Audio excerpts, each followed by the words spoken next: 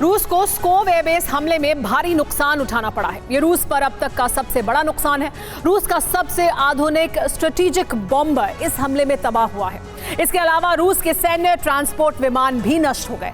इस हमले के बाद क्रेमलिन में राष्ट्रीय सुरक्षा परिषद के स्थायी सदस्यों की बैठक बुलाई गई।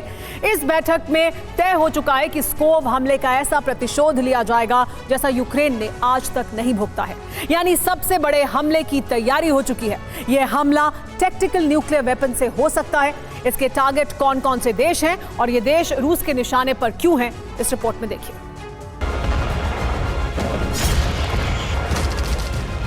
यूक्रेन ने चतुराई भरी युद्ध नीति अपनाई और दुश्मन को क्षेत्र पर वार किया जहां पहुंचना सबसे कठिन था, लेकिन पहुंचने के बाद सटीक वार करना बहुत आसान।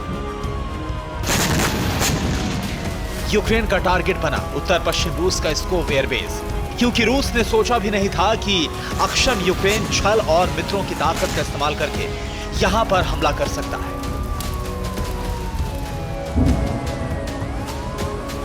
उस क्षेत्र पर रूस ने सटीक हमला किया जिसके बारे में रूस निश्चिंत था।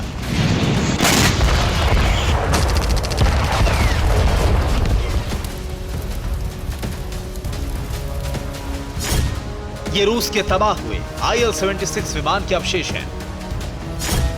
हमले से कुछ मिनट पहले ही ये विमान लैंड हुआ, टैक्सी वे पर पहुंचा और इसके बाद यूक्रेनी ड्रोन का शिकार हो गया।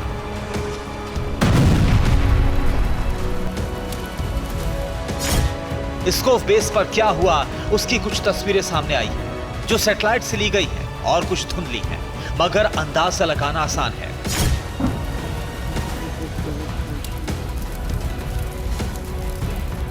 हमले के बाद स्कोव बेस के रनवे पर फायर फाइटर ट्रक नजर आ रहे हैं। स्कोव एयरबेस पर हमला रूस के लिए बहुत बड़ा नुकसान है। इस हमले में क्या हुआ इसकी डिटेल समझिए। स्कोव एयरबेस पर तैनात एक Tu-22 न्यूक्लियर बॉम्बर नष्ट हो गया। Tu-22 बॉम्बर न्यूक्लियर और मिसाइल हमले के काम आता है। इसके अलावा 6 IL-76 विमान भी तबाह हो गए। ये विमान सैन्य साजो सामान की आपूर्ति के काम आते हैं।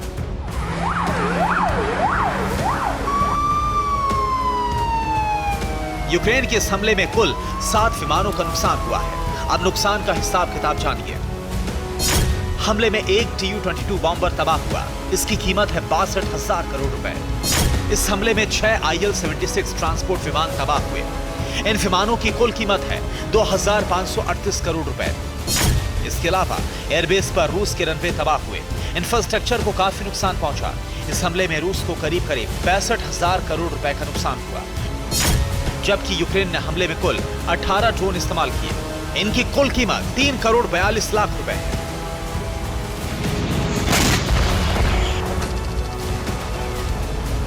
यानी यूक्रेन ने सस्ते ड्रोन से रूस को बहुत गहरे जख्म पहुंचाए। खास बात यह है कि जितने विमानों का नुकसान हुआ उतने विमान बनाने में रूस को 3 साल तक लग सकते हैं।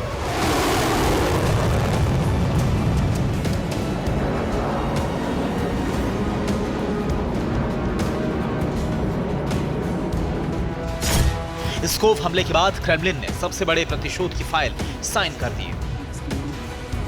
30 अगस्त की देर रात क्रेमलिन में रूसी राष्ट्रीय सुरक्षा परिषद की विशेष बैठक हुई। इस बैठक में पुतिन सहित कुल 6 स्थायी सदस्य ही शामिल हुए। बैठक में स्कोव हमले की रिपोर्ट पेश की गई। शुरुआती जांच में पता चला है कि हमले में एस्टोनिया भी शामिल हो सकता है। रूस के विदेश मंत्रालय ने यह माना कि यूक्रेन के ड्रोन स्कोव तक नहीं जा सकते हैं, क्योंकि नॉर्थ यूक्रेन से रूस के स्कोव शहर की दूरी 700 किलोमीटर है। अगर नॉर्थ यूक्रेन से लॉन्ग रेंज ड्रोन हमला होता तो ड्रोन बेलारूस के एयर स्पेस से गुजरते। बेलारूस का रडार सिस्टम ड्रोन ट्रेस करता और एयर डिफेंस उसे मार गिराते। रूस का मानना है कि स्कोव पर हमला एस्टोनिया की जमीन से किया गया, क्योंकि पेस्कोव की एस्टोनिया से दूरी महज 30 किलोमीटर है। जिस स्वाम ड्रोन से हमला हुआ उसकी रेंज 50 किलोमीटर तक है। हालात देखकर लगता है कि एस्टोनिया से ही ये हमला संभव है। एस्टोनिया की जमीन से ही रूस के पेस्कोव शहर पर हमला किया गया। पुतिन ने इस हमले का सबसे बड़ा प्रतिशोध लेने की तैयारी पूरी कर ली है और इस प्रतिशोध की आग में सिर्फ यूक्रेन नहीं बल्कि आसपास के कई देश जल सकते हैं।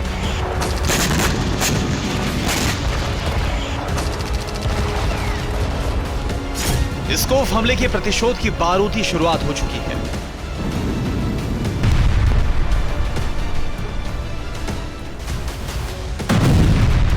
यह हमला महज शुरुआत है और इससे कहीं ज्यादा सहारक हमले की तैयारी हो चुकी है। स्कैंडर एम मिसाइल सिस्टम का नया बैच रूस से बेलारूस पहुंच चुका है। इस बैच में 10 नए स्कैंडर सिस्टम बेलारूस में तैनात हो चुके हैं।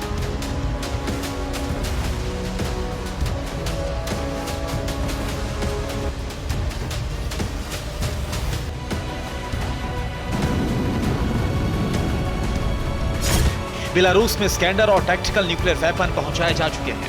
प्रतिशोध की आंधी का पहला एपिसोड स्कैंडर से शुरू हो सकता है।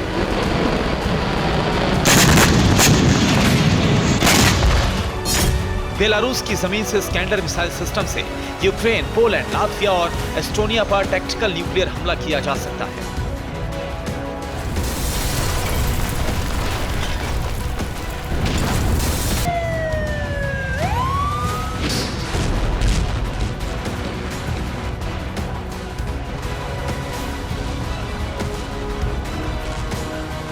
बेलारूस के बॉर्डर पर वैगनर की स्पेशल कमांडोज तैनात हैं। इनके पास डर्टी बम वैगनर ग्रुप के लड़ाके पोलैंड और यूक्रेन पर एक साथ धावा बोलकर डर्टी बम विस्फोट कर सकते हैं।